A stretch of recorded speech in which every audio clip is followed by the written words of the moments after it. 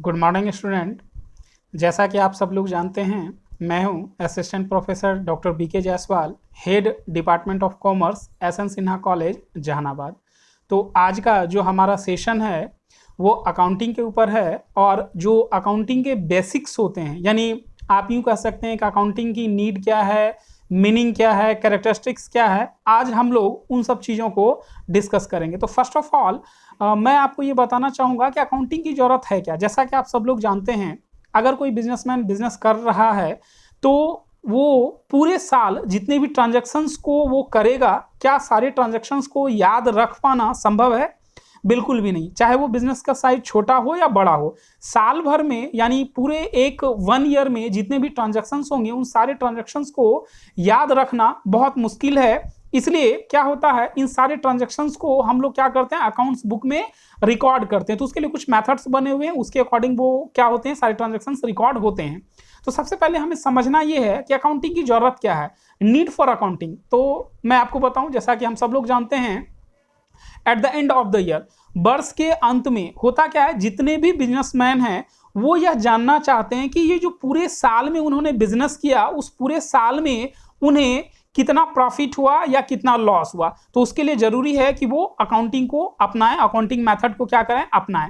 और फिर उन्हें यह देखना होता है कि पूरे साल में उन्होंने कितना बिजनेस का इन्वेस्टमेंट किया है at the end of the year, यानी वर्ष के अंत में उन्होंने पूरा कैपिटल कितना लगाया है। क्या वो ये जानना चाहेंगे कि पूरे साल में जो उन्होंने ट्रांजैक्शंस किया है तो वो किसी को कितना अमाउंट पे करेंगे और किसे वो अमाउंट पे करेंगे, है ना, कितना अमाउंट उन्हें किसी से लेना है और किससे लेना है। तो इन सारे इंफॉर्मेशन को जानने के लिए क्या होता है, एक जरूरी हो जाता है कि एक कंप्लीट और सिस्टमैटिक रिकॉर्ड रखा जाए। जितने भी बिजनेस ट्रांजैक्शंस होते हैं, जो पूरे साल में जितने भी बिजनेस ट्रांजैक्शंस होते हैं, ये कंपलसरी है कि उसे क्या करें, एक कंप्लीट और सिस्टमैटिक रिकॉर्ड एक बना कर करके मेंटेन करके रखें, ताकि इन इंफॉर्मेशन को जाना जा सके कि कितना कैपिटल उन्होंने इन्वेस्टमेंट किया है, कितना अमाउंट उन्हें पे करना और किसको किसको पे करना, या कितना अमाउंट उन्हें किन से लेना है, कितना कितना अमाउंट उन्हें लेना है। तो इन सारे इंफॉर्मेशन को गैदर करने के लिए क्या होता है, एक सिस्टमैटिक रिकॉर्ड को अपनाया जाता है। एक सिस्टमैटिक वे में सारे बिजनेस ट्रांजैक्शंस को क्या किया जाता है, रिकॉर्ड किया जाता है। तो अगर आप सिस्टमैटिक वे में, यानी एक सिस्टमैटिक रिकॉर्ड को मेंटेन करते हैं, जितने भी बिजनेस ट्रांजैक्शंस होते हैं, अगर वो आप सारे ट्रांजैक्शंस को मेंटेन करते हैं, रिकॉर्ड करते हैं, तो बिजनेसमैन इजीली इस इंफॉर्मेशन को जान सकते हैं कि पूरे साल में उन्होंने कितने अमाउंट का परचेज किया है ना, कितने अमाउंट का उन्होंने सेल किया है, टोटल उनके एक्सपेंसेस कितने हैं, या पूरे साल में उन्हें क्या प्रॉफिट हो रहा है, क्या लॉस हो रहा है। तो इन सारे इंफॉर्मेशन को जानने के लिए क्या होता है, जैसा कि मैंने आपको बार बार मैं रिपीट कर रहा हूं कि एक सिस्टमैटिक वे में सारे ट्रांजैक्शंस को क्या किया जाता है, रिकॉर्ड किया जाता है। इसके अलावा अगर बिजनेस ऑर्गेनाइजेशन का फाइनेंशियल पोजीशन जानना हो तो उसके लिए भी क्या होगा, आपको एक सिस्टमैटिक वे में सारे बिजनेस ट्रांजैक्शंस को क्या करना होगा, रिकॉर्ड करना होगा। अब फाइनेंशियल ट्रांजैक्शन से मेरा मतलब है कि उस बिजनेस ऑर्गेनाइजेशन में कितना कैपिटल का इन्वेस्टमेंट हो चुका है at the end of the year, कितना इन्वेस्टमेंट उन्होंने कैपिटल लगाया हुआ है, ठीक है ना, और किस किस एसेट्स के रूप में उन्होंने लगाया हुआ है, कितना अमाउंट उन्हें किसी से लेना है, या कितना अमाउंट के लिए वो लायबल हैं कि वो किसी को पे करें। इसके अलावा अगर प्रॉपर वे में अकाउंट मेंटेन होता है तो इनकम टैक्स कैलकुलेट करने में आसान होता है। जो गुड्स एंड सर्विस टैक्स होता है, जिसे हम लोग शॉर्ट में जीएसटी बोलते हैं, जीएसटी को कैलकुलेट करने में क्या होती है, आसानी होती है। और अगर कोई प्रॉब्लम आता है, जैसे लीगल कोई प्रॉब्लम आ जाए, तो जब भी रिक्वायरमेंट होगी आप उस बुक्स ऑफ अकाउंट को क्या कर सकते हैं, गवर्नमेंट के सामने शो कर सकते हैं कि ये आपके सारे ट्रांजैक्शंस के डिटेल हैं, जिसके बेस पर आपने जीएसटी का पेमेंट किया हुआ है या इनकम टैक्स का पेमेंट किया हुआ है। तो अगर आप इसे ठीक से समझें तो अब अभी के समय में क्या है, जितने भी अकाउंटिंग के जो रिकॉर्ड हैं उसका जो इंपॉर्टेंस है वो डे बाय डे क्या हो रहा है, बढ़ता चला जा रहा है। तो नाउ डेज जो प्रॉपरली मेंटेन अकाउंट होता है वो बहुत सारे क्वेश्चंस के आंसर दे सकता है। जैसे मैं आपको बताऊं, जैसे कॉस्ट ऑफ प्रोडक्शन, क्या अगर कोई मैन्युफैक्चरिंग कंसर्न है और वो किसी गुड्स का प्रोडक्शन कर रही है, तो कॉस्ट ऑफ प्रोडक्शन को जानना हो तो आप अगर प्रॉपर वे में सारे ट्रांजैक्शंस को रिकॉर्ड किया गया है, मेंटेन किया गया है, एक सिस्टमैटिक वे में सारे ट्रांजैक्शंस रिकॉर्ड हैं, तो इजीली आप कॉस्ट ऑफ प्रोडक्शन का आंसर दे सकते हैं कि क्या कॉस्ट ऑफ प्रोडक्शन आया। अब ये जो कॉस्ट ऑफ प्रोडक्शन आया है, क्या ये रिजनेबल है या नहीं है? क्या इस कॉस्ट ऑफ प्रोडक्शन को हम लोग कम कर सकते हैं? अगर हम लोग कम कर सकते हैं तो किस तरीके से हम कम कर सकते हैं, कहां कहां पे खर्च में कटौती की जा सकती है? अगर कॉस्ट ऑफ प्रोडक्शन हमारा इतना है तो हमें क्या सेलिंग प्राइस रखनी चाहिए जिससे कि हमें ज्यादा से ज्यादा प्रॉफिट हो और कस्टमर उसे परचेज कर पाए, ठीक है ना? तो कॉस्ट ऑफ प्रोडक्शन की डिटेल्स भी जानने के लिए आपको बुक्स ऑफ अकाउंट को मेंटेन करना जरूरी है। इसके अलावा जैसे मैं आपको बात करूं तो जो बिजनेस ऑनर होते हैं उन्हें कुछ इंपॉर्टेंट डिसीजन लेने होते हैं, अपने बिजनेस से संबंधित इंपॉर्टेंट डिसीजन लेने होते हैं। तो अगर ये अकाउंटिंग डेटा इंफॉर्मेशन प्रोवाइड करता है, एक सही तरीके से इंफॉर्मेशन प्रोवाइड करता है, तो जितने भी बिजनेसमैन हैं वो अपने बिजनेस ऑर्गेनाइजेशन के हित के लिए, उन्हें और प्रॉफिट इंक्रीज करने के लिए क्या कर सकते हैं, एक इंपॉर्टेंट डिसीजन ले सकते हैं। तो अब नेक्स्ट मैं आपको बताता हूं कि अकाउंटिंग का मीनिंग क्या है। ये तो खैर मैंने अभी आपको बताया कि अकाउंटिंग की जरूरत क्या है। जरूरत से मेरा मतलब है कि जैसे बिजनेसमैन को जानना हो कि कैपिटल उसने क्या लगाया है, profit at the end of the year वो जानना चाहेगा पूरे साल में जो उन्होंने बिजनेस ट्रांजैक्शंस किए, बिजनेस के क्या प्रॉफिट हुआ या क्या लॉस हुआ, या बिजनेस का फाइनेंशियल पोजीशंस क्या है, कितने एक्सपेंसेस हुए हैं, कितना रेवेन्यू जनरेट हुआ है। तो इन सारे इंफॉर्मेशन को जानने के लिए जैसा कि मैंने आपको बताया कि एक सिस्टमैटिक रिकॉर्ड की जरूरत होती है, कंप्लीट एंड सिस्टमैटिक रिकॉर्ड की जरूरत होती है, जो हम लोग अकाउंट्स बुक के जरिए इन सारे इंफॉर्मेशन को गैदर करते हैं। अब मैं आपको ये बता रहा हूं कि अकाउंटिंग का मीनिंग क्या है। जैसे कि एक क्वेश्चन जो आता है, what is the meaning of accounting, तो अकाउंटिंग आप किसे कहेंगे? तो अकाउंटिंग को हम लोग कुछ इस तरीके से डिफाइन कर सकते हैं। तो अगर हम लोग अब बात करें मीनिंग ऑफ अकाउंटिंग की, कि अकाउंटिंग क्या है, तो इसे हम कुछ इस तरीके से डिफाइन कर सकते हैं। जैसा कि क्वेश्चन भी आता है, what is the meaning of accounting, तो आप अकाउंटिंग को कुछ इस तरीके से डिफाइन कर सकते हैं जो मैं अब आपको बताने जा रहा हूं। अकाउंटिंग क्या है? तो accounting is the art. Accounting क्या है? आर्ट है, एक कला है। किस चीज की कला है? तो accounting is the art of recording. Accounting क्या है? रिकॉर्डिंग करने की कला है। रिकॉर्डिंग मीन्स अभी मैं आपको आगे बताऊंगा रिकॉर्डिंग क्या होता है। जर्नल, जितने भी फाइनेंशियल ट्रांजेक्शन्स होते हैं, जब हम उन्हें आइडेंटिफाई कर लेते हैं कि हाँ ये फाइनेंशियल ट्रांजेक्शन्स है या जो इवेंट है वो फाइनेंशियल नेचर का है, तो हम लोग उसे क्या करते हैं? रिकॉर्ड करते हैं। तो accounting is the art of recording. Accounting record करने की कला है। रिकॉर्डिंग, क्लासिफाइंग एंड समराइजिंग, ये तीन चीजें आपको ध्यान में रखनी है। Accounting is the art of, accounting क्या है? कला है। किस चीज की कला है? तो रिकॉर्डिंग करने की कला है, क्लासिफाइंग करने की कला है और समराइजिंग करने की कला है। और ये किस प्रकार से होगा? तो in a significant manner and in terms of money. इस चीज को आपको ध्यान में रखना है कि हम जितने भी ट्रांजैक्शन को रिकॉर्ड करते हैं उसे क्या करते हैं? इन टर्म्स ऑफ मनी में रिकॉर्ड करते हैं। यानी उसे हम लोग नंबर्स में रिकॉर्ड नहीं करते कि हमारे पास, जैसे अगर हमें कोई ट्रांजैक्शन रिकॉर्ड करना हो तो हम ये बताएं कि हमारे पास 10 चेयर है, 5 बिल्डिंग्स है। नहीं, इस तरीके से नहीं, हमें उसे क्या करना होता है? इन टर्म्स ऑफ मनी के रूप में क्या करेंगे? हम उसे रिकॉर्ड करेंगे। तो किसे रिकॉर्ड करते हैं? ट्रांजैक्शन एंड इवेंट को। ये ध्यान रखना है आपको कि हम लोग अकाउंटिंग में किसे रिकॉर्ड करते हैं? ट्रांजैक्शंस एंड इवेंट को। और ये ट्रांजैक्शन एंड इवेंट जो है ये किस तरह का होना चाहिए? Which are in part at least of a financial character. यानी इन टर्म्स ऑफ मनी में तो हम रिकॉर्ड करते हैं, इन टर्म्स ऑफ मनी में हम क्या करते हैं? रिकॉर्ड करते हैं। और वह जो ट्रांजैक्शन है वो किस नेचर का होना चाहिए? तो फाइनेंशियल कैरेक्टर का होना चाहिए, फाइनेंशियल नेचर का होना चाहिए। और फिर हम उसे लास्ट में क्या करते हैं? इंटरप्रेट करते हैं and interpreting the results thereof. तो हम लोग क्या करते हैं? इसे ये करते हैं। तो आप इंग्लिश में कुछ इस तरीके से, जो इंग्लिश मीडियम के स्टूडेंट होंगे वो कुछ इस तरीके से अकाउंटिंग को आप डिफाइन कर सकते हैं। Accounting is the art of recording, classifying and summarising in a significant manner and in terms of money, transactions and event which are in part at least of a financial character and interpreting the results thereof। यानी आप इसे कुछ इस प्रकार से बता सकते हैं कि अकाउंटिंग क्या है? एक कला है। और ये कला किस तरह की है? तो अकाउंटिंग रिकॉर्डिंग करने की कला है, क्लासिफाइंग करने की कला है और समराइजिंग करने की कला है। और जितने भी फाइनेंशियल नेचर के जो ट्रांजैक्शंस होते हैं उसे हम लोग क्या करते हैं?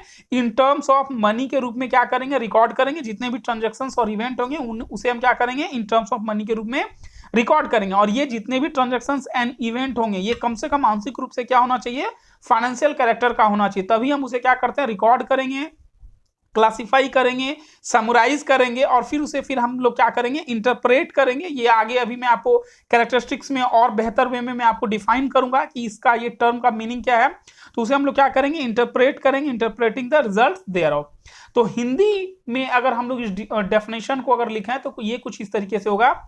लेखांकन, अकाउंटिंग की जो हिंदी होती है वो क्या होती है, लेखांकन होती है। मैं हिंदी मीडियम के स्टूडेंट को भी रिक्वेस्ट करूंगा कि आप लोग भी, भले ही आपका मीडियम हिंदी है, बट कोशिश करें कि जो अकाउंटिंग के टर्म है वो इंग्लिश में ही आप याद रखें, वो आपको इंग्लिश में ज्यादा इजी लगेगा। शुरुआत में आपको भले ही हो सकता है हिंदी आसान लगे, लेकिन आगे चल करके वो हिंदी टर्म आपको डिफिकल्ट लगेगा। तो जितने भी अकाउंटिंग टर्मिनोलॉजी है जो मैं आगे के पार्ट में मैं आपको बताऊंगा, उन सारे टर्मिनोलॉजी को आप प्रैक्टिस करें कि आप उसे इंग्लिश में याद रखें। तो अकाउंटिंग की जो हिंदी होती है वो होती है लेखांकन। तो लेखांकन सौदों एवं घटनाओं को जो आंशिक रूप में, ये ध्यान रखना आपको कि लेखांकन क्या है, लेखांकन सौदों एवं घटनाओं मतलब क्या हो गया, ट्रांजैक्शंस और इवेंट की मैं बात कर रहा हूं। ये क्या है, ट्रांजैक्शंस एंड इवेंट की मैं बात कर रहा हूं। तो लेखांकन सौदों एवं घटनाओं को जो आंशिक रूप से है ना, आंशिक रूप से अथवा कम से कम किस नेचर के होने चाहिए, वित्तीय प्रवृत्ति के होने चाहिए, यानी जिसे हम लोग बोलते हैं फाइनेंशियल कैरेक्टर या फाइनेंशियल नेचर की बात करते हैं। तो ये क्या है, हमारा ट्रांजैक्शंस एंड इवेंट है। ये सौदों एवं घटनाओं का मतलब क्या हुआ, ये ट्रांजैक्शंस एंड इवेंट है। तो अकाउंटिंग क्या है, ये सौदों एवं घटनाओं को जो आंशिक रूप से, जिसे हम लोग बोलते हैं पार्टली, है ना, इन पार्ट एटलीस्ट ऑफ, तो आंशिक रूप में अथवा कम से कम किस नेचर के होने चाहिए, तो वित्तीय प्रवृत्ति के होते हैं, प्रभावपूर्ण विधि से एवं मौद्रिक रूप में, जिसे मैंने आपको बताया इन टर्म्स ऑफ मनी। तो मौद्रिक रूप में लिखने मतलब रिकॉर्ड करना, वर्गीकृत करने यानी क्लासिफाई करना, ठीक है ना। तो लिखने, वर्गीकृत करने और सारांश का मतलब क्या हो गया, समराइज करना, ठीक है ना। तो समराइज, लिखने, वर्गीकृत करने और सारांश में व्यक्त करने तथा उनके परिणामों की व्याख्या करने की क्या है, ये कला है।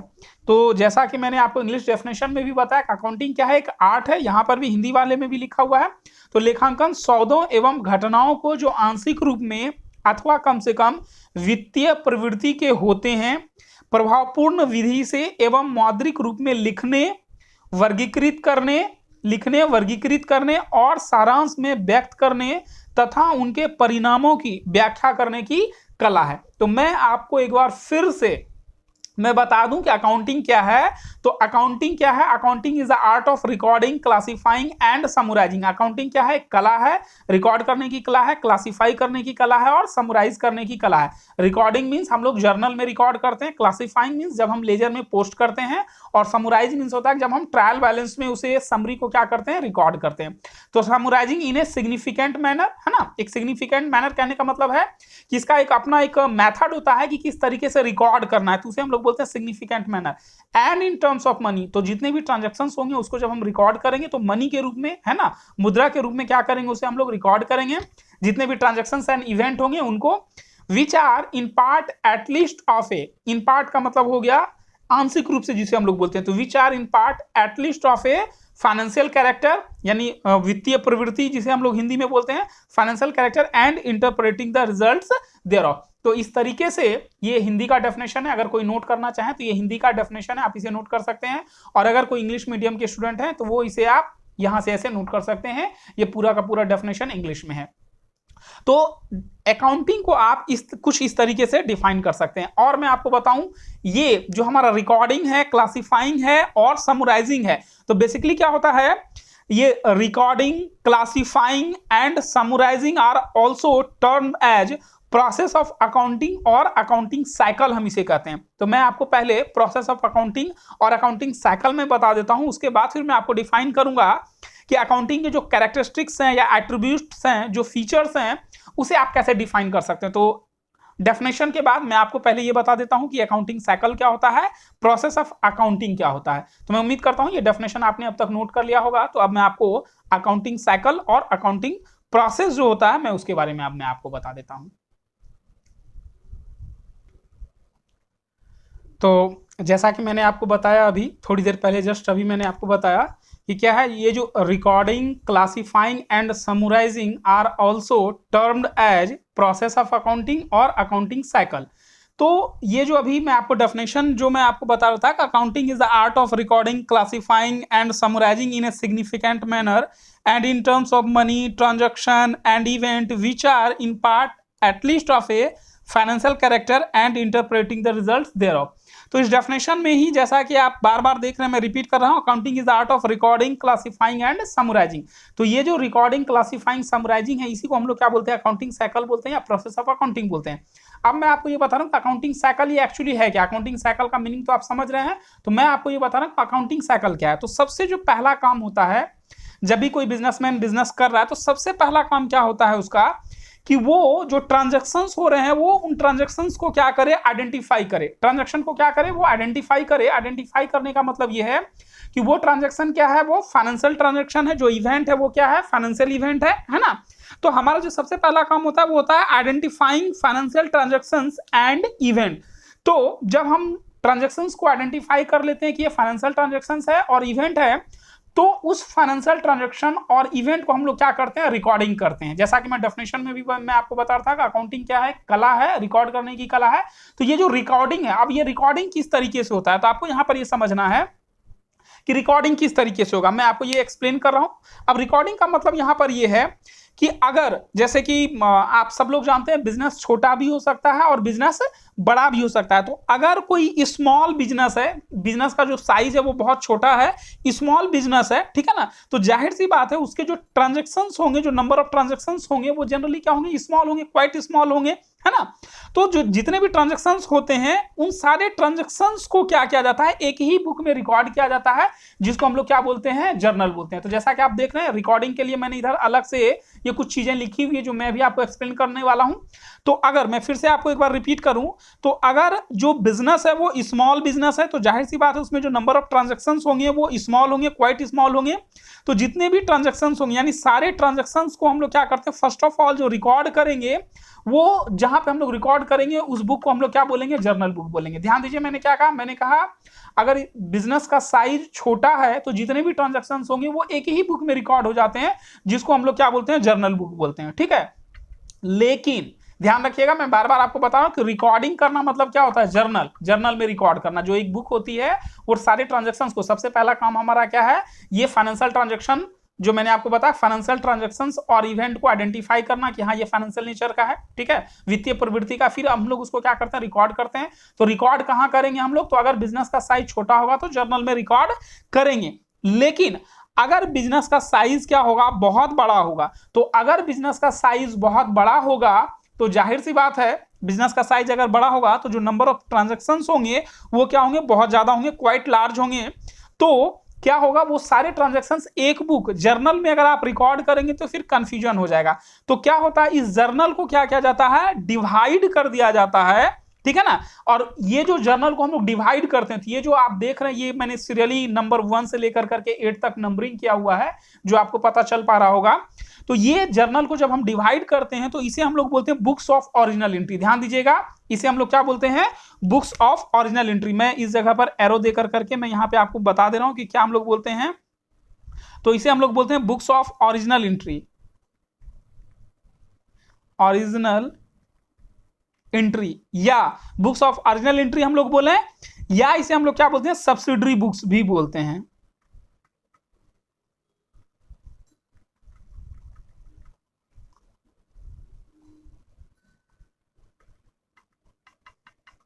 ठीक है। तो जैसा कि मैंने आपको बताया कि हम लोग क्या करते हैं, अगर जो बिजनेस का साइज है अगर वो छोटा है तो सारे ट्रांजैक्शंस को हम लोग क्या करेंगे, जर्नल में रिकॉर्ड करेंगे। अगर बिजनेस का साइज क्या होगा, ये बहुत बड़ा होगा, तो जाहिर सी बात है जो नंबर ऑफ ट्रांजैक्शंस होंगे वो क्वाइट लार्ज होंगे। तो हम लोग इस जर्नल को क्या करेंगे, डिवाइड कर देते हैं। और जब डिवाइड करते हैं तो इन सारे बुक को या तो हम लोग बोलते हैं इसे बुक्स ऑफ ओरिजिनल एंट्री, या इसे हम लोग क्या बोलते हैं, सब्सिडरी बुक्स बोलते हैं। तो यहां पर आपको क्या समझना है कि जैसे मान लिया जाए, जैसा कि मैंने आपको बताया कि बिजनेस ऑर्गेनाइजेशन काफी बड़ा होगा तो वो हर तरह की ट्रांजैक्शंस को रिकॉर्ड करता होगा। तो अगर उस बिजनेस ऑर्गेनाइजेशन के जो ट्रांजैक्शंस है अगर कैश में होंगे, ठीक है, जितने भी कैश ट्रांजैक्शंस होंगे तो उसे हम लोग कहां रिकॉर्ड करेंगे, कैश बुक में रिकॉर्ड करेंगे। फिर से सुनिए मैंने क्या कहा, मैंने कहा जितने भी कैश ट्रांजैक्शंस होंगे यानी नकद अगर ट्रांजैक्शन हो रहा है यानी तुरंत कोई परचेज हुआ या सेल हुआ, उसके लिए तुरंत पेमेंट कर दिया गया या पेमेंट रिसीव ले लिया गया कैश में, तो वैसे ट्रांजैक्शंस को जब हम लोग रिकॉर्ड करेंगे तो हम लोग क्या बोलते हैं, उसे कैश बुक हम लोग बोलते हैं। तो जितने भी कैश ट्रांजैक्शंस होंगे वो कैश बुक में रिकॉर्ड होंगे। दूसरा, ये जो परचेज बुक है, परचेज बुक किस लिए होता है, तो जब क्रेडिट परचेज किया जाता है, जो बिजनेस ऑर्गेनाइजेशन जिस चीज का बिजनेस कर रहा है, जो गुड्स अगर वो क्रेडिट में परचेज कर रहा है, तो उसके रिकॉर्ड को हम लोग कहां पे मेंटेन करेंगे, इस परचेज बुक में हम लोग क्या करेंगे, रिकॉर्ड करेंगे। तो ध्यान से सुनिए, मैंने क्या कहा, मैंने कहा purchase book for recording credit purchase of goods. तो अगर गुड्स का परचेज क्रेडिट के रूप में हो रहा है, यानी क्रेडिट परचेज हो रहा है, तो उसे हम लोग कहां रिकॉर्ड करेंगे, इस परचेज बुक में रिकॉर्ड करेंगे। ठीक वैसे ही ये जो सेल्स बुक मैंने लिख रखा है, तो sales book for recording credit sales of goods. तो अगर कोई गुड्स मतलब जो बिजनेस किया जा रहा है जिस गुड्स का, तो अगर वो गुड्स क्रेडिट सेल्स हो रहा है, तो उसे जो हम लोग रिकॉर्ड करेंगे वो हम लोग कहां रिकॉर्ड करेंगे, सेल्स बुक में रिकॉर्ड करेंगे। ठीक वैसे ही purchase return book for recording the return of credit purchase, यानी अगर जो गुड्स क्रेडिट परचेज किया गया था उसको आप क्या कर रहे हैं, वापस कर रहे हैं, तो उसको भी रिकॉर्ड हम लोग करेंगे। और उसको कहां रिकॉर्ड करेंगे, हम लोग परचेज रिटर्न बुक में रिकॉर्ड करेंगे। सेम वैसे ही सेल्स रिटर्न बुक भी होता है, यानी आपने क्या किया है, क्रेडिट सेल किया है और अगर वो वापस आ जाता है, ठीक है ना, sales return book for recording the return of credit sales. अगर आपने क्रेडिट सेल किया हुआ था, ठीक है, ये क्रेडिट सेल अगर आपने किया था और वो आपके पास वापस आ जाता है, तो उसे आप लोग कहां रिकॉर्ड करेंगे, सेल्स रिटर्न बुक में रिकॉर्ड करेंगे। फिर नेक्स्ट है आपका bills receivable book, bills payable book, और लास्ट में है आपका ये जर्नल प्रॉपर। तो ये जो सब्सिडरी बुक्स है ये मेंटेन किया जाता है और ये डिपेंड करता है size and nature of business, कि बिजनेस का साइज कैसा है, बिजनेस का नेचर कैसा है, उसके अकॉर्डिंग क्या होता है, ये सब्सिडी बुक डिसाइड होता है। तो मैं आपको एक बार फिर से बता दूं कि हम लोग करते क्या है, ये फाइनेंशियल ट्रांजैक्शन सबसे पहले आइडेंटिफाई करते हैं, फाइनेंशियल ट्रांजैक्शन और इवेंट को, उसे हम लोग रिकॉर्ड करते हैं। और ये रिकॉर्ड दो तरीके से हो सकता है, अगर बिजनेस का साइज छोटा है तो हम लोग क्या करेंगे, जर्नल में रिकॉर्ड कर लिया जाएगा। लेकिन अगर बिजनेस का साइज बड़ा है, तो जैसा कि मैंने ये आपको सब्सिडी बुक के बारे में जो बताया, cash book, purchase book, sales book, purchase return book, sales return book, bills receivable book, bills payable book और जर्नल प्रॉपर मैंने आपको बताया, जो मिसलेनियस टाइप के ट्रांजैक्शंस होंगे। तो इन सारे बुक्स को हम लोग क्या बोलते हैं, बुक्स ऑफ ओरिजिनल एंट्री या सब्सिडी बुक्स भी हम लोग क्या कहते हैं, इसे कहते हैं। तो जब रिकॉर्डिंग हो गया, तो रिकॉर्डिंग करने के बाद हम लोग क्या करते हैं, क्लासिफाई करते हैं। रिकॉर्डिंग करने के बाद हम लोग क्या करते हैं, क्लासिफाई करते हैं। क्लासिफाई करने का मतलब है कि जो ट्रांजैक्शंस को आपने यहाँ रिकॉर्ड किया है उसे हम लोग क्या करते हैं, लेजर में पोस्टिंग करते हैं। ये मैंने ब्रैकेट में नीचे लिख दिया। क्लासिफाइंग का मतलब क्या होता है, पोस्टिंग इनटू लेजर। तो इन सारे को जब हम इसमें रिकॉर्ड कर लेते हैं, फिर हम लोग क्या करते हैं, उसे लेजर में पोस्ट करते हैं, यानी सेपरेट एक अलग अकाउंट बनाते हैं, जिसे हम लोग क्या बोलते हैं, लेजर बताते हैं। आगे के चैप्टर में मैं आपको बताऊंगा। जब ये लेजर तैयार हो जाता है, तो इस लेजर से फिर हम लोग क्या करते हैं, समराइजिंग करते हैं। समराइजिंग का मतलब क्या है, ट्रायल बैलेंस बनाना। समराइजिंग का मतलब क्या है, ट्रायल बैलेंस बनाना। और समराइज करने के बाद हम लोग क्या करते हैं, फिर उसे एनालिसिस करते हैं, इंटरप्रेट करते हैं। तो एनालिसिस और इंटरप्रेट करने के लिए हम लोग क्या करते हैं, फिर ट्रेडिंग अकाउंट बनाते हैं, प्रॉफिट एंड लॉस अकाउंट बनाते हैं और बैलेंस शीट बनाते हैं, जिससे कि हमें ये पता चल सके कि हमें प्रॉफिट हुआ या लॉस हुआ। यानी ट्रेडिंग हम लोग बनाते हैं ग्रॉस प्रॉफिट या ग्रॉस लॉस को जानने के लिए, फिर हम लोग प्रॉफिट एंड लॉस अकाउंट बनाते हैं नेट प्रॉफिट या नेट लॉस को जानने के लिए, और उसके बाद बैलेंस शीट हम लोग बनाते हैं बिजनेस ऑर्गेनाइजेशन के फाइनेंशियल पोजीशन को जानने के लिए। और इसे फिर हम लोग क्या करते हैं, कम्युनिकेट करते हैं यूजर्स को, चाहे वो इंटरनल यूजर हो या एक्सटर्नल यूजर हो, जिसका कि हम लोग आगे जिक्र करेंगे। तो इस तरीके से क्या होता है, ये कंप्लीट एक अकाउंटिंग साइकिल चलता है। ट्रांजैक्शन को पहले हम लोग आइडेंटिफाई करिए, फिर हमने क्या किया, उन ट्रांजैक्शंस को रिकॉर्ड किया, रिकॉर्ड करने के बाद क्लासिफाई किया, दैट मीन्स कि लेजर में पोस्ट किया। क्लासिफाई करने के बाद हम लोग समराइज करते हैं। समराइज करने का मतलब क्या है, ट्रायल बैलेंस में हम लोग क्या करते हैं, उसको रिकॉर्ड कर लेते हैं, ये सारे अकाउंट को एक सेपरेट समराइज करके एक ट्रायल बैलेंस बनाते हैं। और ट्रायल बैलेंस की मदद से, with the help of trial balance, हम लोग फिर क्या करते हैं, trading account, profit and loss account और बैलेंस शीट बनाते हैं।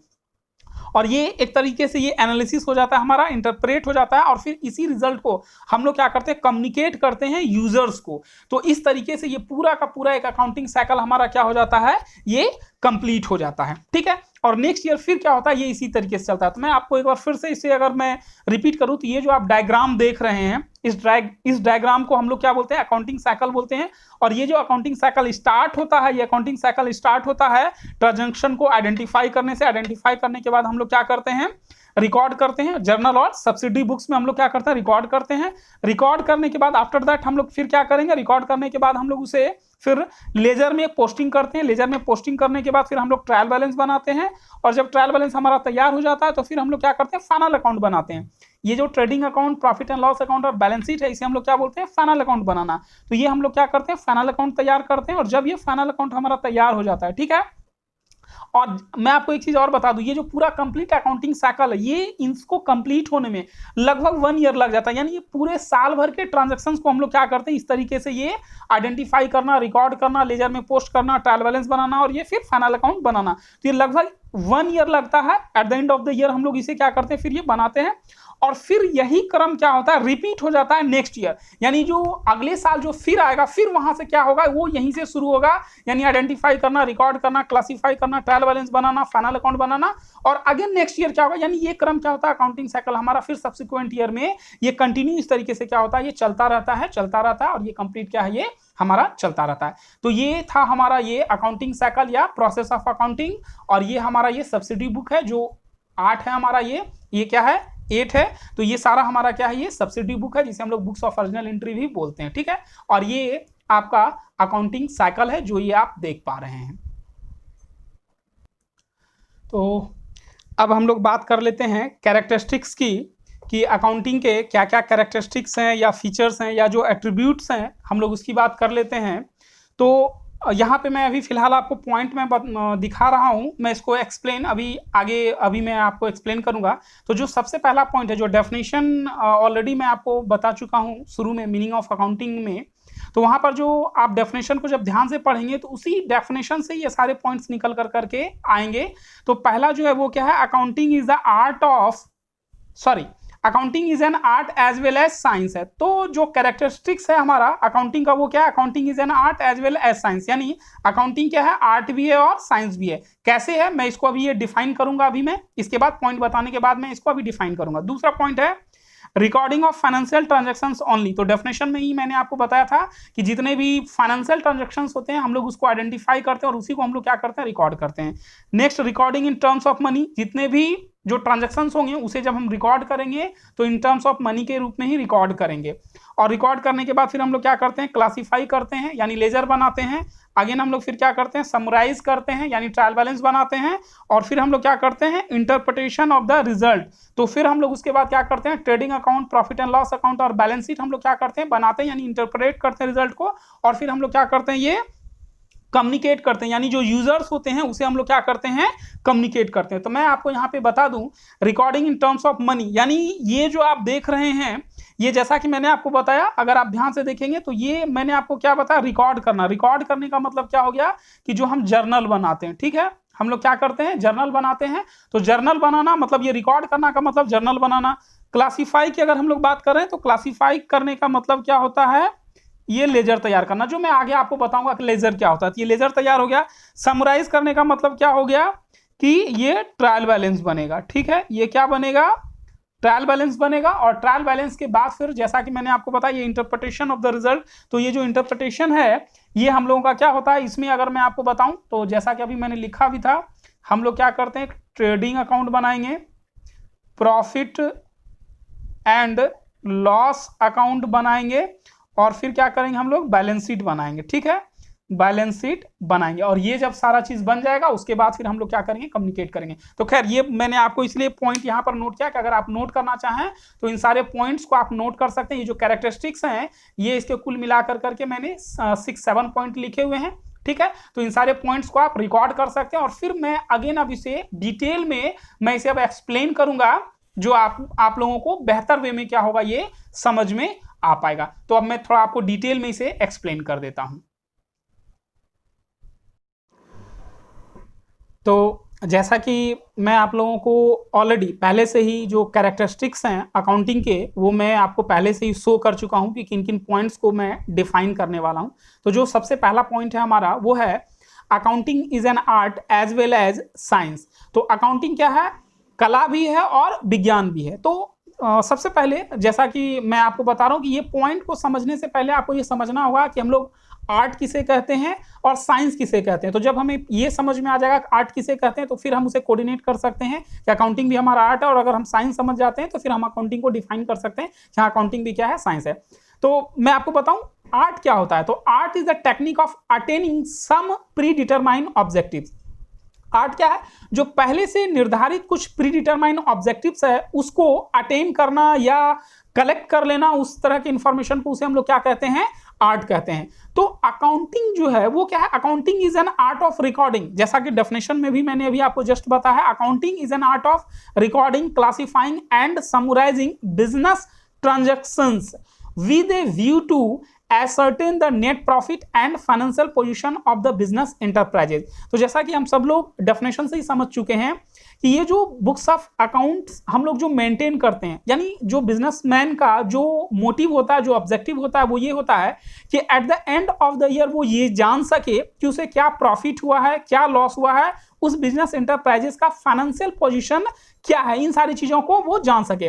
तो इस तरीके से हम कह सकते हैं कि अकाउंटिंग भी क्या है? एक कला है। किस चीज की कला है? तो accounting is an art of recording, classifying and summarising. जो बिजनेस ट्रांजैक्शंस को हम लोग क्या करते हैं? रिकॉर्ड करते हैं, क्लासिफाई करते हैं और समराइज करते हैं, ताकि हम प्रॉफिट को जान सकें, लॉस को जान सकें और फाइनेंशियल पोजीशन को जान सकें। तो ये पहले से प्री डिटरमाइन होता है अकाउंटिंग के लिए। और आर्ट भी यही कहता है कि art is a technique of attaining some predetermined objective. तो अकाउंटिंग के भी अपने सम प्री डिटरमाइन ऑब्जेक्टिव्स होते हैं, जिसे हम लोग क्या करते हैं? कलेक्ट करते हैं, अटेन करते हैं। तो हम लोग इस तरीके से कह सकते हैं कि अकाउंटिंग क्या है? एक आर्ट है। अब अगर हम लोग साइंस पे आ जाएं तो साइंस किसे कहते हैं? तो any organised body of knowledge which is based on certain specified principles is called science. तो अगर कोई ऑर्गेनाइज्ड बॉडी ऑफ नॉलेज है और वो नॉलेज क्या है? कोई स्पेसिफाइड प्रिंसिपल पर बेस्ड है, तो उसे हम लोग क्या कहते हैं? साइंस कहते हैं। ठीक उसी तरीके से हमारा जो अकाउंटेंसी है वो भी क्या है? एक साइंस है। अब आप कह सकते हैं कैसे साइंस है? तो accounting is an also organised body of knowledge on certain specified principles and accounting standards. आगे के क्लास में मैं आपको बताऊंगा अकाउंटिंग के अपने कुछ प्रिंसिपल्स होते हैं, अकाउंटिंग स्टैंडर्ड्स होते हैं, जिस पर ये अकाउंटेंसी क्या होता है? बेस्ड होता है। तो चूंकि अकाउंटिंग भी कुछ सर्टेन स्पेसिफाइड प्रिंसिपल पर बेस्ड है, इसलिए हम कह सकते हैं कि अकाउंटिंग क्या है? साइंस भी है। तो इस तरीके से आपका ये पॉइंट कंप्लीट हो जाता है। Accounting is an art as well as science. तो अकाउंटिंग क्या है? आर्ट भी है, और आर्ट होने के साथ साथ क्या है? वो एक साइंस भी है। अगर हम लोग सेकंड नंबर पॉइंट पर आ जाएं, तो सेकंड नंबर का जो पॉइंट मैंने आपको बताया था, जो अभी बोर्ड पर मैं आपको शो कर रहा था, वो है हमारा recording of financial transactions only. यानी हम लोग क्या करते हैं? जो बुक्स ऑफ अकाउंट मेंटेन करते हैं उसमें सिर्फ और सिर्फ हम लोग क्या करते हैं? वैसे ट्रांजैक्शंस और इवेंट को हम लोग रिकॉर्ड करते हैं अपने अकाउंटिंग बुक्स में जो फाइनेंशियल कैरेक्टर का हो। वैसा ट्रांजैक्शंस या इवेंट जो फाइनेंशियल कैरेक्टर का नहीं है, उसे हम लोग क्या करते हैं? अपने बुक्स ऑफ अकाउंट में रिकॉर्ड नहीं करते हैं। तो वैसा ट्रांजैक्शन जो फाइनेंशियल कैरेक्टर का हो, वैसा इवेंट जो फाइनेंशियल कैरेक्टर का हो, उसे हम लोग क्या करते हैं? अपने बुक्स ऑफ अकाउंट में रिकॉर्ड करते हैं। और बहुत सारे ट्रांजैक्शंस होते हैं, जैसा कि मैंने आपको बताया, ट्रांजैक्शंस जो होते हैं वो बहुत तरह के होते हैं, कुछ इंपॉर्टेंट भी हो सकते हैं, ठीक है ना। लेकिन हर ट्रांजैक्शंस को आप क्या है? मॉनेटरी टर्म में, है ना, इन टर्म्स ऑफ मनी में आप क्या कर सकते हैं? उसे एक्सप्रेस नहीं कर सकते। तो वैसे ट्रांजैक्शंस को हम लोग क्या करेंगे? रिकॉर्ड नहीं करेंगे। जैसे मैं आपको कुछ एग्जांपल्स बताऊं, जैसे मान लो आपकी कोई किसी फैक्ट्री में प्रोडक्शन मैनेजर है और सेल्स मैनेजर है, और इसने क्या किया? आपस में इसकी लड़ाई हो गई, या इसने रिजिग्नेशन दे दिया, ठीक है ना। तो रिजिग्नेशन होने से क्या हो गया? स्ट्राइक हो गया, एम्प्लॉय के बीच में कोई स्ट्राइक हो गया, या कोई नया बिजनेस शुरू हो रहा है, कंपटीटर आ गए, तो ऐसे केस में क्या हो सकता है? कुछ लॉस हो सकते हैं, ठीक है ना। तो ये जो इवेंट हो रहे हैं, ये सारे इवेंट बिजनेस के अर्निंग को क्या करेंगे? एडवर्सली इफेक्ट करेंगे। एडवर्सली इफेक्ट से मतलब है कि लॉस हो सकता है, उसके प्रॉफिट में कमी आ सकती है। तो इस तरह के घटनाओं से, इवेंट से क्या होता है? बिजनेस को नुकसान हो सकता है। उसके बावजूद भी हम लोग क्या कर सकते हैं? ऐसे इवेंट को इन टर्म्स ऑफ मनी के रूप में, एक तरीके से देखा जाए तो हम मेजर नहीं कर सकते, नुकसान का हम मेजरमेंट कर सकते हैं कि कितना हमें नुकसान हुआ, ठीक है ना।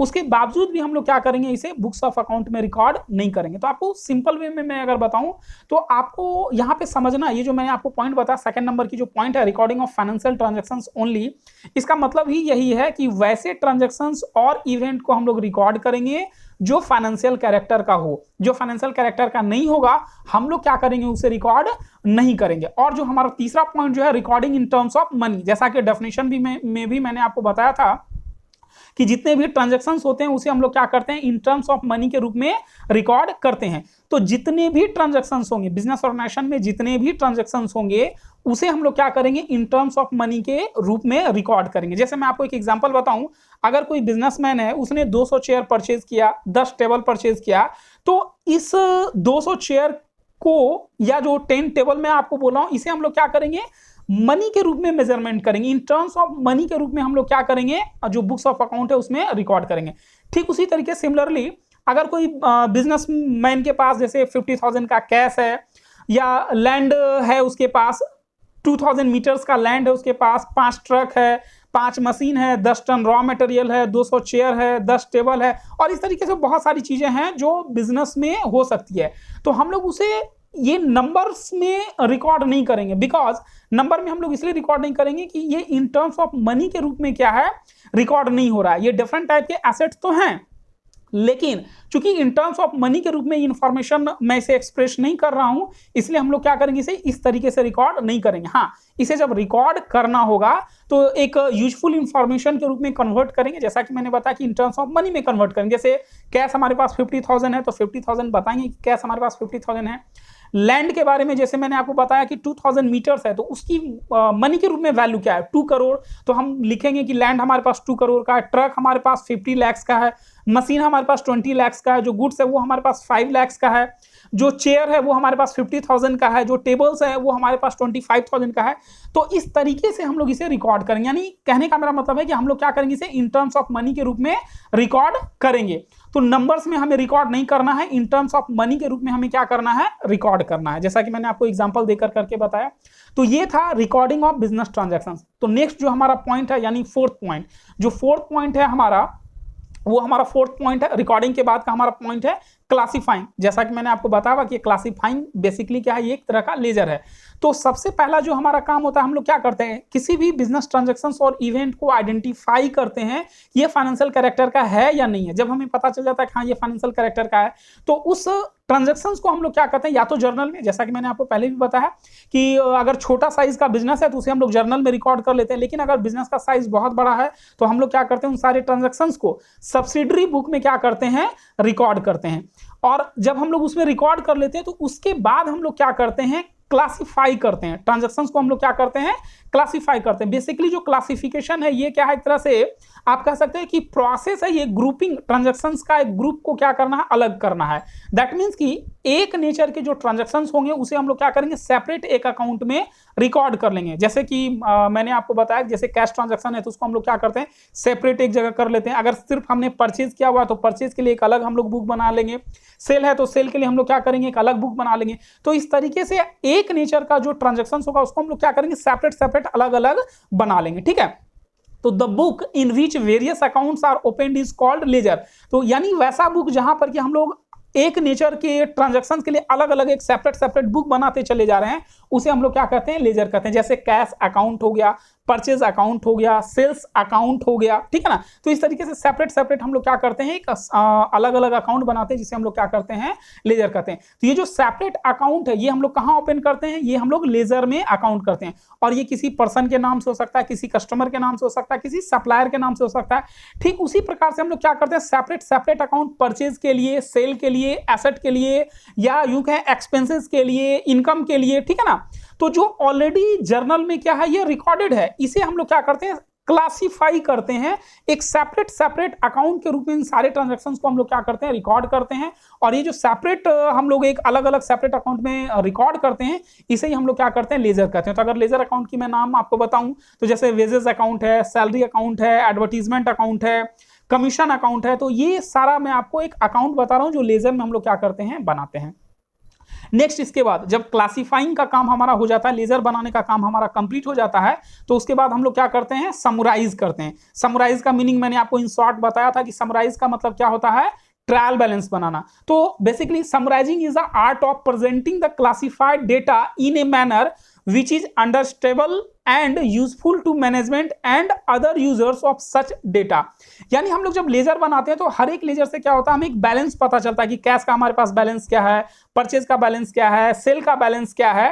तो ये सारे बैलेंस को हम लोग क्या करते हैं, ट्रायल बैलेंस में शो करते हैं। दैट मीन्स कि होता क्या है, लेजर का यानी बैलेंसिंग ऑफ लेजर अकाउंट, जितने भी हमने लेजर बनाए उनके बैलेंस को हमें जानना होता है, और उस बैलेंस से हम लोग क्या करते हैं, ट्रायल बैलेंस को क्या करते हैं, प्रिपेयर करते हैं, और ट्रायल बैलेंस के हेल्प से फिर हम लोग क्या करते हैं, सारे जो फाइनल अकाउंट होते हैं वो बनाते हैं। तो फिलहाल यहाँ पे मैं आपको ट्रायल बैलेंस के बारे में बता रहा हूँ कि जितने भी लेजर अकाउंट के जो बैलेंस होते हैं, उस लेजर अकाउंट के बैलेंस से हम लोग क्या करते हैं, ट्रायल बैलेंस तैयार करते हैं। जितने भी बैलेंसेज आएंगे उससे हम लोग क्या करेंगे, ट्रायल बैलेंस को तैयार करेंगे, और फिर इस ट्रायल बैलेंस के हेल्प से, जैसा कि मैंने आपको बताया कि हम लोग क्या करते हैं, फाइनल अकाउंट तैयार करते हैं, जिसमें कि फाइनल अकाउंट में हमारा क्या क्या आता है, ट्रेडिंग अकाउंट आता है, प्रॉफिट एंड लॉस अकाउंट आता है, और बैलेंस शीट आता है। तो ट्रेडिंग अकाउंट जो हम लोग बनाते हैं वो ग्रॉस प्रॉफिट या ग्रॉस लॉस को जानने के लिए हम लोग बनाते हैं। जो एक साल के अंत में हम लोग जो अकाउंट बनाते हैं उससे हमें ये पता चल सके कि हमारा क्या ग्रॉस प्रॉफिट है या क्या ग्रॉस लॉस है। उसके बाद हम लोग फिर प्रॉफिट एंड लॉस अकाउंट बनाते हैं, और ये जो प्रॉफिट एंड लॉस अकाउंट हम लोग बनाते हैं ये हम ये जानने के लिए बनाते हैं कि हमें पूरे साल में यानी at the end of the year क्या नेट प्रॉफिट हो रहा है या क्या नेट लॉस हो रहा है। इस चीज को जानने के लिए हम लोग क्या करते हैं, प्रॉफिट एंड लॉस अकाउंट को बनाते हैं। और फिर हम लोग क्या करते हैं, बैलेंस शीट बनाते हैं। किसी भी बिजनेस ऑर्गेनाइजेशन के फाइनेंशियल पोजीशन को जानने के लिए हम लोग क्या करते हैं, एक बैलेंस शीट बनाते हैं, जिससे कि हम लोग ये जान सकें कि उस बिजनेस ऑर्गेनाइजेशन का फाइनेंशियल पोजीशन क्या है। और नेक्स्ट पॉइंट की अगर मैं बात करूं तो जो समराइजिंग का पॉइंट है उसके बाद की अगर मैं बात करूं तो उसके बाद हमारा आता है इंटरप्रिटेशन ऑफ द रिजल्ट। जैसा कि मैंने आपको बताया कि हम लोग क्या करते हैं, फाइनल अकाउंट बनाते हैं। फाइनल अकाउंट में trading account, profit and loss account और बैलेंस शीट हम लोग क्या करते हैं, तैयार करते हैं। तो मैं आपको बताऊं तो जो ये सारे जब काम हो जाते हैं हमारे, तो क्या होता है कि हम लोग एक प्रेजेंट करते हैं, जो जितने भी ट्रांजैक्शंस हुए, जो हमने लेजर बनाया, ट्रायल बैलेंस बनाया, उसे एक वे में हम लोग प्रेजेंट करते हैं। वे में प्रेजेंट करते हैं का मेरा मतलब है, जो मैंने आपको बताया कि ट्रेडिंग अकाउंट बनाना, प्रॉफिट एंड लॉस अकाउंट बनाना और बैलेंस शीट बनाना। और इससे हमें क्या होता है, जैसा कि मैंने आपको बताया, ग्रॉस प्रॉफिट या नेट प्रॉफिट या फाइनेंशियल पोजीशन हमें पता चल जाता है। तो जब प्रोप्राइटर को ये इंफॉर्मेशन जानना हो, फाइनेंशियल पोजीशन जानना हो, तो ये फाइनल अकाउंट बनाते हैं, और इस फाइनल अकाउंट की मदद से क्या होता है, ये इंफॉर्मेशन को कलेक्ट किया जाता है, जो प्रोप्राइटर के लिए हेल्पफुल होता है, मैनेजर्स के लिए हेल्पफुल होता है, बैंकर्स के लिए हेल्पफुल होता है, क्रेडिटर्स, इंप्लॉय, इन सारे को क्या होता है, ये इंफॉर्मेशन शेयर किया जाता है। ठीक है, और ये हमें पता चल पाता है कि प्रॉफिटेबिलिटी क्या है या फाइनेंशियल पोजीशन क्या है। तो जब फाइनेंशियल पोजीशन पता चल जाता है, प्रॉफिटेबिलिटी का कंडीशन पता चल जाता है, तो फिर हम लोग क्या करते हैं, जो हमारा नेक्स्ट पॉइंट आता है वो आता है 7th नंबर, जो पॉइंट मैंने आपको बताया है वो हमारा आता है कम्युनिकेटिंग का। तो जितने भी ये जो इंफॉर्मेशन है इसको हम लोग क्या करते हैं, कम्युनिकेट करते हैं। ये जो फाइनेंशियल डेटा होता है, जितने भी जो यूजर्स होते हैं इस अकाउंट के, उसे हम लोग क्या करते हैं, कम्युनिकेट करते हैं, जिनकी जैसे रिक्वायरमेंट होती है। जैसे अगर आपको बैंक से लोन लेना हो तो बैंक किसी भी बिजनेस ऑर्गेनाइजेशन के फाइनेंशियल पोजीशन को जानना चाहेगा, तो फाइनेंशियल पोजीशन जानने के बाद ही वो क्या करेगा, लोन देगा। या क्रेडिटर्स, क्रेडिट में अगर आपको कोई गुड्स सेल कर रहा है, यानी सप्लायर आपको गुड्स सप्लाई कर रहा है, तो वो आपके फाइनेंशियल पोजीशन को जानना होगा। तो ये सारे फाइनेंशियल पोजीशन को जानने के बाद जो भी इंडिविजुअल यूजर्स हैं उसे क्या किया जाता है, इस फाइनेंशियल पोजीशन के बारे में कम्युनिकेट किया जाता है। तो चूंकि ये वीडियो बहुत ज़्यादा लंबा नहीं हो जाए, इसलिए मैं यहीं पे इस वीडियो को एंड कर रहा हूँ। नेक्स्ट पार्ट में इसका मैं बनाऊंगा, जिसमें मैं आपको ऑब्जेक्टिव्स के बारे में, फंक्शंस के बारे में, या जो फाइनेंशियल अकाउंटिंग के जो सब डिवीज़न है उसके बारे में मैं आपको बताऊंगा। फिलहाल ये मेरा एक प्रयास था कि मैं आप लोगों को अकाउंटिंग के बेसिक्स को बता सकूं कि अकाउंटिंग की रिक्वायरमेंट क्या, यानी अकाउंटिंग की जरूरत क्यों होती है, अकाउंटिंग बुक्स ऑफ अकाउंट क्यों मेंटेन किया जाता है, क्यों रिकॉर्ड किया जाता है, मीनिंग ऑफ अकाउंटिंग क्या है, और उसके कैरेक्टरिस्टिक्स को बताना। तो इन सारी चीज़ों को ये आज के इस क्लास में मैंने आपके साथ शेयर किया है, और मैं उम्मीद करता हूँ कि आपको बहुत हद तक ये समझ में आ रहा होगा और आया भी होगा। और आगे के क्लास में भी मैं सारी बारीकी से, मैं छोटे छोटे पॉइंट्स को मैं आप लोगों के साथ शेयर करूंगा, डिस्कस करूंगा, जिससे कि आपको अकाउंट्स इजी लगे, अकाउंट्स आपको टफ नहीं लगे, अकाउंट्स क्या हो, इजी लगे। और हिंदी मीडियम के स्टूडेंट हो या इंग्लिश मीडियम के स्टूडेंट हो, उन्हें ये आसानी से समझ में आ जाए। चूंकि मैं दोनों ही लैंग्वेज का मैं प्रयोग कर रहा हूँ, इंग्लिश लैंग्वेज भी मैं यूज़ कर रहा हूँ ताकि इंग्लिश मीडियम के स्टूडेंट को भी ये आसान लगे, और हिंदी लैंग्वेज भी मैं यूज़ कर रहा हूँ ताकि हिंदी मीडियम के स्टूडेंट को भी ये आसान लगे। तो आज का क्लास मैं यहीं पे एंड करता हूँ। तो अगर आपको मेरी ये क्लास अच्छी लगती है तो मेरे इस YouTube चैनल को, जो डॉक्टर BK जायसवाल के नाम से है, आप इसे लाइक करें, सब्सक्राइब करें, और अपने फ्रेंड सर्कल के साथ भी आप इसे शेयर करें, ताकि उन्हें भी ये अकाउंट्स बहुत आसान लगने लगे और वो ईजिली अकाउंट्स के क्लास को समझ सकें। Thank you very much.